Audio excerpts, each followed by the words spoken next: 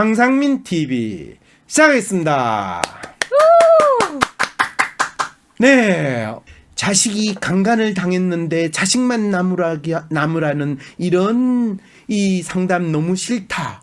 이런 간교하고 사악한 댓글. 아베가 경제 제재한다고 이야기했는데 그 미친놈 애벤 심리 이야기를 했더니 마치 대한민국 사람을 내가 이 욕한다고 하는 그렇게 교묘하게 돌리면서 대한민국 사람을 강간당한 사람으로 만들어버리고 그렇다고 이 상담을 왜곡하는 이런 분들 진짜 아베보다 못한 놈 니베다 니베.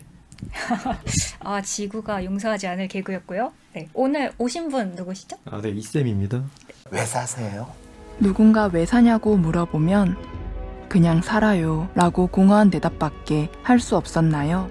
내가 누구고 무엇을 위해 살고 어떻게 살 것인지 모르기 때문에 어떤 분들은 뭐 주님의 품으로 들어가라고 하고 어떤 분들은 뭐 오토바이 타라고 그러고 정답과 같은 답을 쫓으면 행복해질 수 있으리라 믿으셨나요? WPI 워크숍에서 자신을 알고 주변 사람을 이해하고 그 과정에서 나에게 딱 맞는 행복의 방정식을 찾아보세요. 자신의 행복과 삶의 비밀을 알 수 있는 WPI 워크숍이 8월 24일에 열립니다. 나는 소심한 사람인 것 같은데, 아니, 어떨 때는 활발하기도 하고, 나도 모르겠는 나의 진짜 마음을 밖으로 꺼내서 눈으로 볼 수도 없고, 어떻게 해야 진짜 내 마음을 확인할 수 있을까요? 내 마음의 MRI, WPI 검사를 해보세요. WPI는 대한민국 대표 심리학자 황상민 박사님이 10여 년간 연구 개발한 성격과 라이프 스타일의 과학적인 진단 방법입니다. 내 마음을 비춰주는 마음의 거울 WPI. 내가 어떤 사람인지 지금 알아보세요. WPI 검사는 인터넷 검색창에 황상민의 심리연구소를 검색해서 할 수 있습니다. 안녕하세요 박사님. 제가 이렇게 사연을 보내게 된 이유는 10년 넘게 저를 혼란스럽게 했던 시대의 변화에 대한 고민에 대해 박사님에게 조언을 얻고자 보내게 되었습니다. 처음 제가 이 감정을 느낀 것은 고등학교 때였던 것 같습니다. 그때 학원을 같이 다니던 제가 참 예쁘다고 생각하던 여자아이가 있었습니다. 제가 반했던 것은 그 친구의 매력적인 눈 때문이었습니다.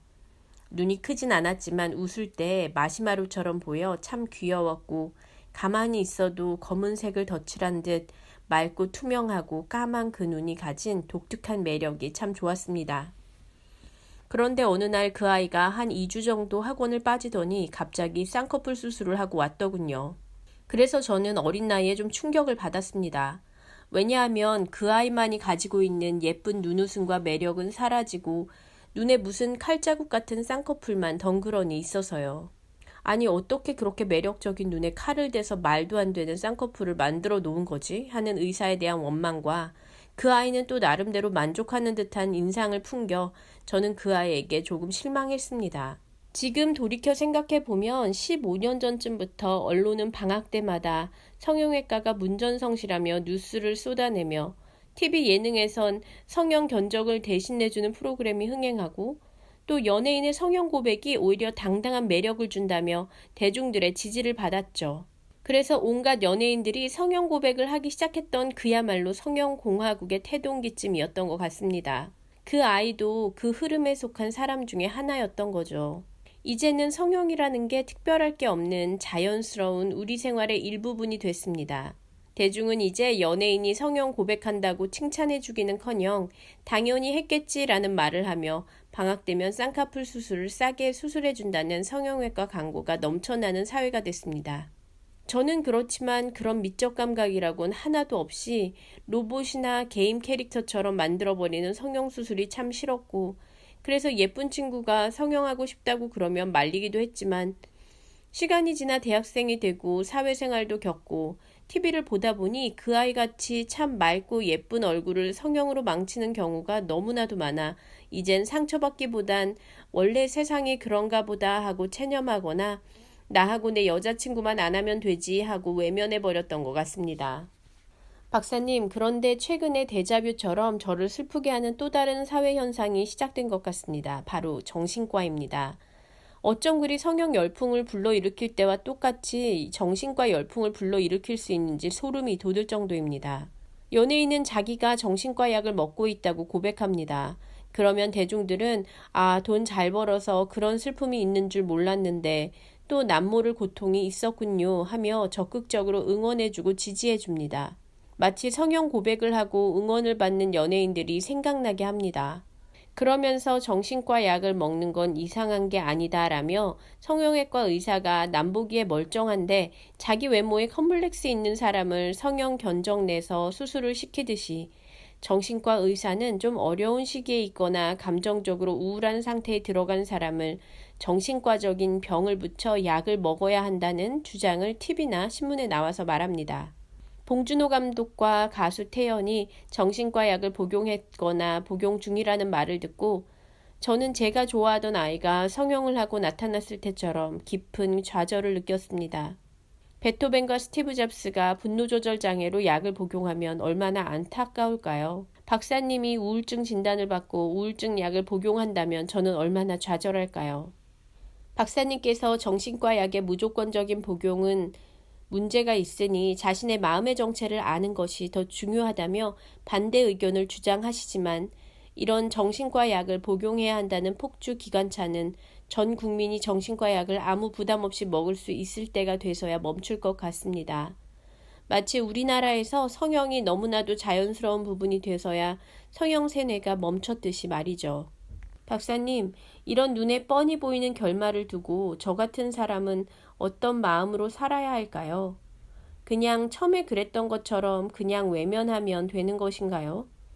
그게 아니다라고 말하는 박사님 방송을 열심히 후원하고 방송을 보면 되는 것인가요? 박사님의 조언이 궁금합니다. 네, 아이고 이분 참 성형 열풍, 성형 광풍에 참 붕괴하고 치를 떨었는데 그와 비슷한 또 정신과 약 먹기 광풍에 시달리는데 이럴 때 이분이 근데 조금 이분 사연에서 이런 미친 짓이 너무나 일상화돼서 일어나는 거에 대해서 이분이 걱정하는 마음은 충분히 이해가 돼요.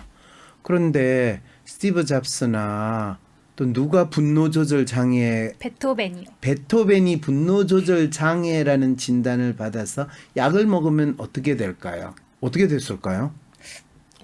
그 베토벤과 스티브 잡스가 남겼던 업적을 하지 못하게 되지 않았을까요?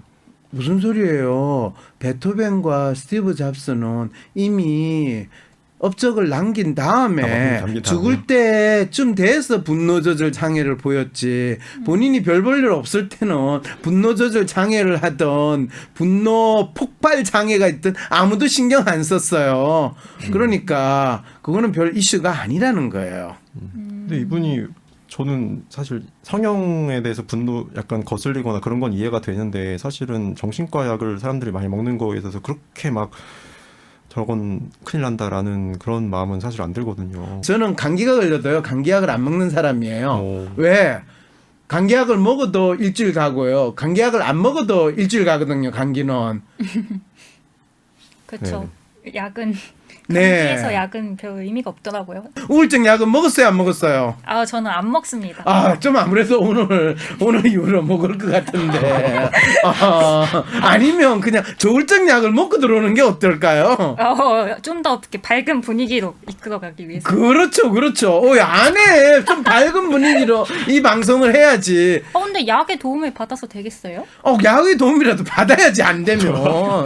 아니, 약이라는 게 형편이 안 되고 내 마음대로 안 될 때 먹는 게 약이지. 약을 안 먹어도 병이 나으면 왜 약을 먹겠어요? 그래서 사람들이 정신병 약의 광풍이 된 거는 맨정신으로 살기 힘드니까 정신병 약이라도 먹어가지고 맨정신으로 지내야 되겠다라는 그 처절한 지금 마음을 표현하고 있는데 뭘 자연으로 돌아가 지금.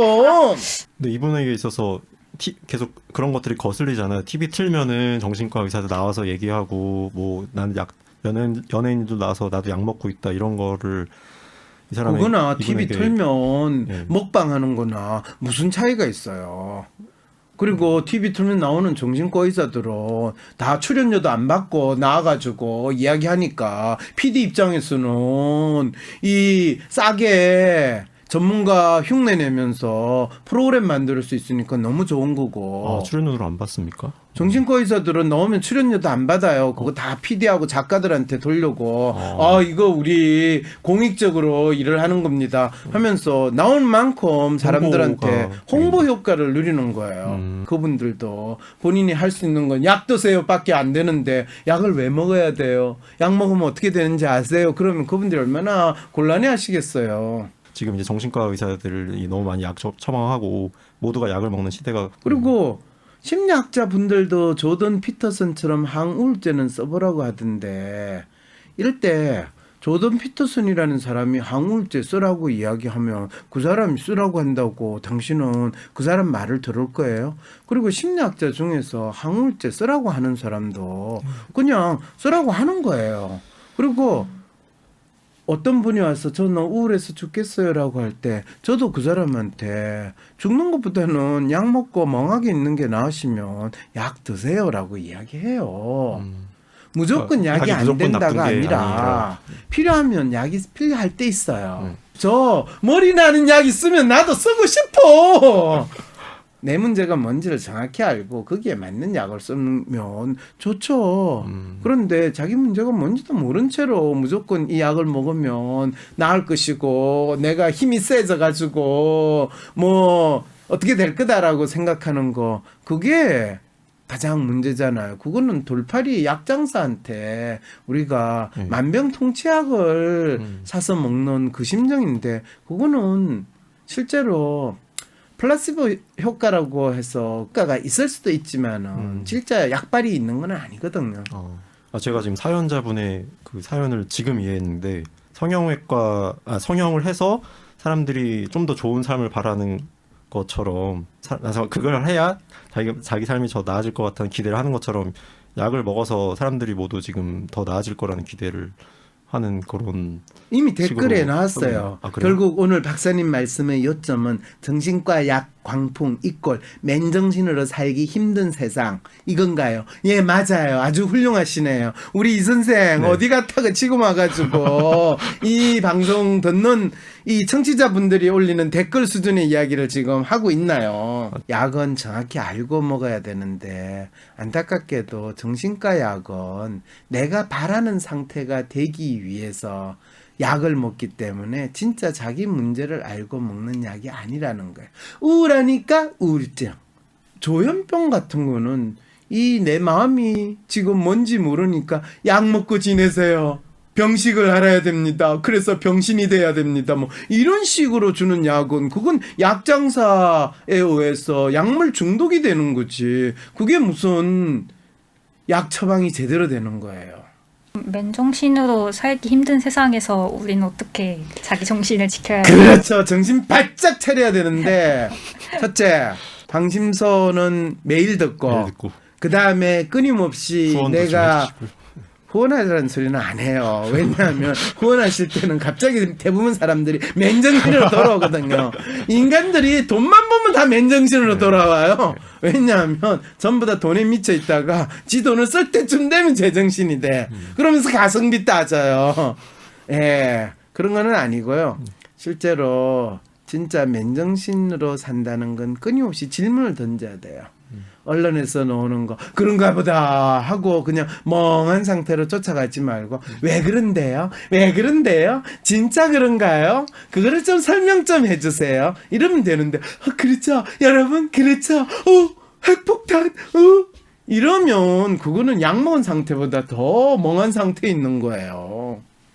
산만해 보이니까 ADHD, ADD, 아스퍼거, 자폐증 이 모든 각자의 독특한 특성을 드러나는 거를 마치 정신병이라고 몰아붙여가지고 개성이 없는 개 같은 성질을 마음대로 드러낼 수 없는 세상을 만드는 거. 이 세상이야말로 미친 거고 그 미친 사람들을 숙주로 해가지고 기생충처럼 살아가는 의사들이 있다는 거를 느낄 때 아주 돌아버리는 상황이 벌어지는 거죠. 그 우리 사회에서 근데 계속 이런 열풍이 일어나게 될 거잖아요.